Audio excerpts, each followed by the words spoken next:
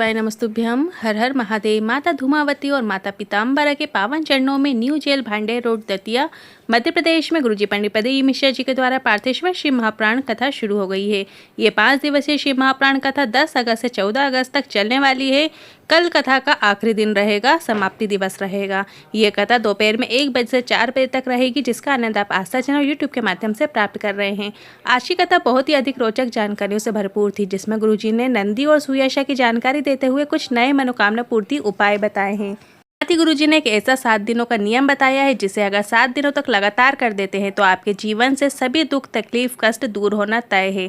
काफ़ी सरल और आसान नियम है, जिसकी शुरुआत आप 14 अगस्त श्रावण अधिक शिवरात्रि के सोमवार के दिन से कर सकते हैं। आज 13 अगस्त की कथा में गुरुजी ने 17 उपाय पत्र उपयोगी जानकारी दी है। सभी की जानकारी आपको इसी वीडियो के माध्यम से देंगे। किसी कारणवश यदि आपने आज की कथा नहीं सुनी है तो पूरी कथा का रास्ता तो आपको इस छोटे से वीडियो से प्राप्त हो जाएगा। पिछले वीडियो में हमने आपसे एक प्रश्न किया था, एकम्बरेश्वर महादेव का मंदिर कहाँ है? तो सही उत्तर है बी, तमिलनाडु। और आज का प्रश्न इस प्रकार है, माता महागौरी का वाहन क्या है? जिसके ऑप्शंस इस प्रकार हैं, ए वृषभ, बी गाय। आप इस प्रश्न का उत्तर कमेंट के जरिए हमें भेज सकते हैं और हम इस प्रश्न का उत्तर कल के वीडियो में आपको बताएंगे। तो बढ़ते हैं आज की कथा की पहली जानकारी की ओर।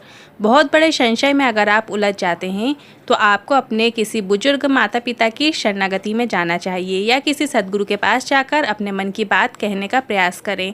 और जब हम किसी सच्चे गुरु की शरणागति में जाते हैं तो ये समझिएगा कि ना जाने हमने हमारे जीवन के कितने अश्वमेघ कर लिए हैं, जो हमें सच्चे सद्गुरु की शरणागति प्राप्त होती है। बढ़ते हैं आज की कथा की दूसरी जानकारी की ओर। माँ के बराबर कोई करुणा करने वाला नहीं होता, पिता के बराबर कोई मार्ग बताने वाला नहीं होता और सद्गुरु के बराबर कोई भव सागर पार कराने वाला नहीं हो सकता।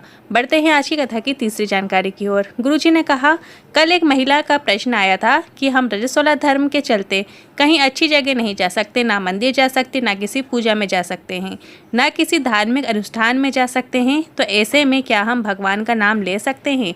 तो इस पर गुरुजी ने कहा, जब द्रौपदी का 3रे दिन का रजोधर्म था और दुशासन उन्हें बालों से खींचकर सभा में लाया था, तो उन्होंने अपनी रक्षा के लिए भगवान का नाम लेना शुरू किया। इसके बाद गुरुजी ने कहा, आपको इसी संवाद से उत्तर मिल जाएगा, मतलब आप नाम ले सकते हैं। इसके बाद गुरुजी ने कहा, आप कभी भी कैसी स्थिति में भगवान का नाम ले सकते हैं? अगर आप पलंग पे पड़े हो और बीमारी के कारण यदि मलमूत्र भी कर रहे हो, उस स्थिति में भी आप भगवान का नाम ले सकते हैं। इसलिए भगवान का नाम लेने में कोई संकोच नहीं होना चाहिए। बढ़ते हैं आज की कथा की चौथी जानकारी की ओर। गुरुजी ने कहा, हम कथा करने के पहले एक फॉर्म भरवाते हैं, जिसमें लिखवाते हैं कि कोई स्त्री या पुरुष हमारे पाँव नहीं पड़ेंगे, क्योंकि पुरुष को देखकर स्त्रियां भी पाँव पड़ने लगती हैं। तो हम माताओं बहनों से इतना ही कहना चाहेंगे कि आप अगर पाँव पड़ना चाहती हैं तो देवादेव महादेव के पढ़ें, भगवान के पाँव पड़ें और अपने घर के माता पिता के पाँव पड़ें। और अगर आप अपने गुरुजन के पाँव पड़ना चाहती हैं तो आपको दूर से ही पढ़ लेना चाहिए, स्पर्श नहीं होना चाहिए। इस बात का भी आपको ध्यान रखिएगा। बढ़ते हैं आज की कथा की 5वीं जानकारी की ओर। कोई बाल्टी में जल भरा हो, उसमें पुष्प रखकर मंदिर लेकर नहीं जा सकते। मतलब कई माताओं की आदत होती है, जैसे जल कलश में जल रखती हैं और उसी में पुष्प डाल लेती हैं और वो पुष्प शंकर भगवान के शिवलिंग पे अर्पित करती हैं और फिर जल अर्पित कर देती हैं।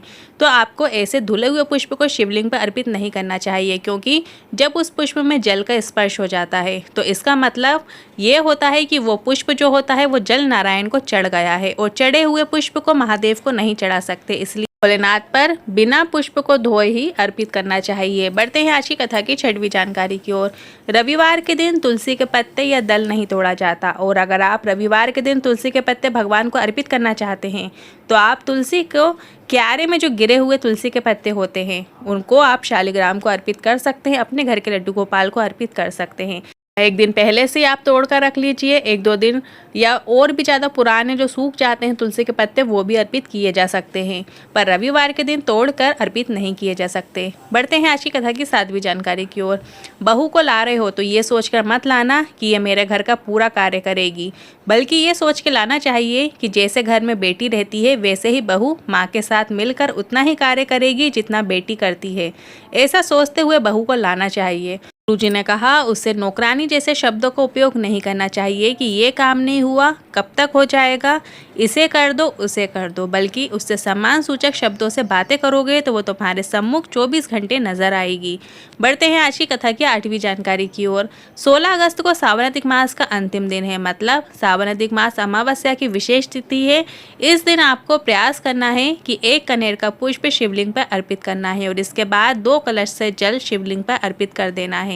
मन की इच्छा बोलते हुए पुष्प को शिवलिंग पर अर्पित कर दीजिए। जो इच्छा बोलते हुए अर्पित किया गया है वो भोलेनाथ शीघ्र अतिशीघ्र पूरा कर देते हैं। 16 अगस्त अमावस्या के दिन का ये खास उपाय है, मनोकामना पूर्ति उपाय है, तो इसे आप जरूर कीजिएगा। बढ़ते हैं आज की कथा की 9वीं जानकारी की ओर। गुरुजी ने नंदी की पत्नी सुयशा के बारे में बताते हुए कहा कि जब भी कोई भक्त नंदी के कानों में कोई कामना कहेगा तो सुयशा तुम्हें सुन लेना है, क्योंकि तुम नंदी के कानों में विराजमान होगी और वो कामना सुयशा माता पार्वती को बता देगी। और माता पार्वती जब महादेव के साथ प्रदोष काल में भ्रमण के लिए निकलेंगे तो माता पार्वती नंदी को उस भक्त के सामने रोक देंगी और महादेव उसकी सभी मनोरथ पूरी कर देंगे।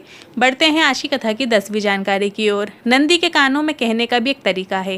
सबसे पहले आपको एक बेलपत्र लेना है। बेलपत्र की जो बीज वाली पत्ती होती है उसकी डंडी के भाग को पकड़कर आपको उस बेलपत्र को नंदी के पीठ के ऊपर रख देना है और अपनी कामना नंदी भगवान के कानों में बोलने के बाद उस बेलपत्र को माता अशोक सुंदरी के स्थान पर अर्पित किए हुए चले जाते हैं। उसकी मनोकामना महादेव शीघ्र अतिशीघ्र पूरी कर देते हैं, ये निश्चिता है। बस आपको एक बेलपत्र लेना है। बेलपत्र की जो बीज वाली पत्ती है उसकी डंडी को पकड़कर नंदी भगवान की जो पीठ होती है वहाँ पर आपको अर्पित कर देना है। फिर अपनी कामना नंदी भगवान के कानों में कह देना है। इसके बाद जो पीठ पे आपने बेलपत्र चढ़ाई है उसे उठाकर जो जलाधारी में माता अशोक सुंदरी का स्थान है वहाँ पर आपको अर्पित कर देना है और निकल जाना है। बस आपको इतना ही करना है। महादेव शीघ्र अतिशीघ्र जो भी कामना होती है वो निश्चित ही पूरी कर देते हैं। बढ़ते हैं आज की कथा की 11वीं जानकारी की ओर। कभी मौका मिले आप ऐसे बेलपत्र के पेड़ के नीचे पहुंच जाओ जिसकी छांव आपको स्पर्श कर रही हो, तो आपको उसी बेलपत्र का एक पत्ता उसी बेलपत्र के पेड़ के नीचे अर्पित करके उसके ऊपर अगर आप 1 कलश जल भी अर्पित कर देते हैं तो वो 12 ज्योतिर्लिंग पर जल चढ़ाने का फल प्रदान कर देती है। न कर देने मात्र से आपको 12 ज्योतिर्लिंग पर जल चढ़ाने का फल प्रदान हो जाता है। जल चढ़ाते समय आपको श्री शिवाय नमस्तुभ्यम या नमः शिवाय या ओम नमः शिवाय मंत्र का स्मरण करना है और भोलेनाथ का मन में स्मरण जरूर करें। बढ़ते हैं आज की कथा की 12वीं जानकारी की ओर। अनिल गुप्ता जी, रजनी गुप्ता जी पत्र लेकर आए। हमने टीवी के माध्यम से आपकी कथा सुनी है। मेरा बेटा 26 वर्ष का जिसे पीलिया हो गया था और पीलिया लीवर और किडनी में पहुंच गया और बच्चा ठीक ही नहीं हो रहा था।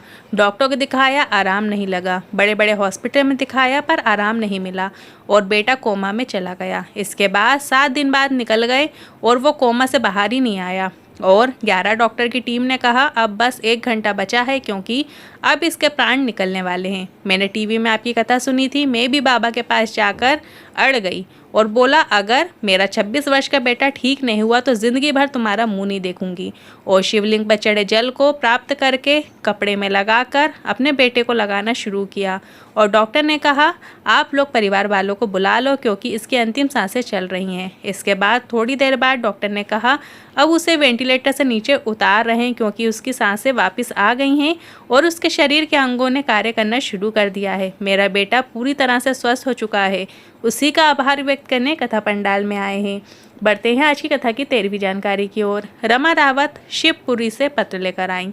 मेरे पति नौकरी के लिए बहुत परेशान रहते थे, कहीं उन्हें सफलता प्राप्त नहीं हो रही थी। 2018 में उन्होंने शिक्षक भर्ती का एग्ज़ाम दिया था जिसका कुछ नहीं हो रहा था। मेरे पति ने कहा गुरुजी शिवलिंग पर जल चढ़ाने को कहते हैं, जल चढ़ाना शुरू करते हैं और हम दोनों ने जल चढ़ाना शुरू किया और बाबा ने हमें क्या प्रदान किया है। 2018 की भर्ती का रिजल्ट 2023 में आया और मेरे पति का चयन हो गया है।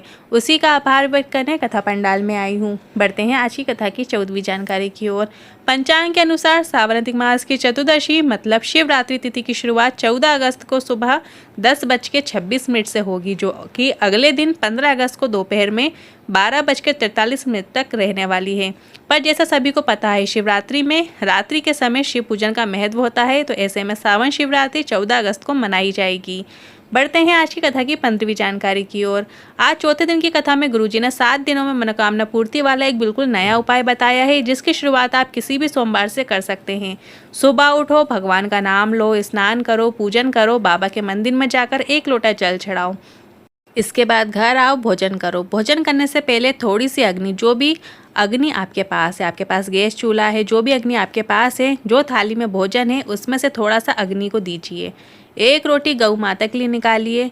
आधी रोटी या जितना भाग निकाल सकते हो वो स्वान के लिए निकाल दीजिए और फिर बाबा का नाम लेकर प्रसाद समझकर भोजन ग्रहण कीजिए। दिन में शाम को अपने कर्म को करते करते भगवान का नाम लेते रहिए। शाम के समय प्रदोष काल के समय महादेव का स्मरण करते हुए एक दीप दरवाजे के बाहर लगाइए। बस ऐसा नियम आपको लगातार 7 दिनों तक करना है। इसके बाद गुरुजी ने कहा, जो इस प्रकार से 7 दिन ऐसा नियम धारण करता है उसे किसी न किसी रूप में महादेव आकर दर्शन जरूर देते हैं, ये निश्चितता है। इस उपाय में आपको लंबी बाती का दीपक का उपयोग करना है और ये उपाय करते समय शुद्ध भाव से आपको उपाय करना है। बढ़ते हैं आज की कथा की 16वीं जानकारी की ओर। गुरुजी की जो अगली कथा है मध्य प्रदेश के राजगढ़ जिले में होने वाली है। ये कथा 19 अगस्त से 24 अगस्त तक दोपहर में 1 बजे से 4 बजे तक आस्था और यूट्यूब के माध्यम से देखी जा सकती है और इस कथा का नाम रहेगा तेज शिव महापुराण कथा।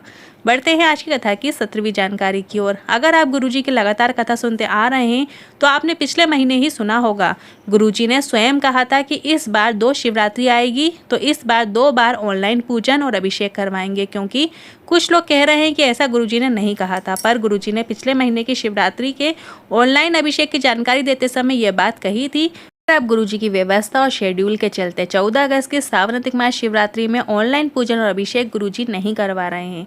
पर अगर आप पूजन और अभिषेक करना चाहते हैं तो जुलाई की सावन शिवरात्रि का 1 घंटे का वीडियो जो गुरुजी के ऑफिशियल चैनल पर डला हुआ है, आप उसे देख के भी पूजा कर सकते हैं। 18वीं जानकारी की ओर। सावन अधिक मास का महीना चल रहा और लगभग ये खत्म होने ही वाला है, जिसमें हर दिन का एक विशेष दान बताया गया था। तो 14 अगस्त का जो दान रहेगा वो भगवान की पूजा के वस्त्र आपको दान करना है।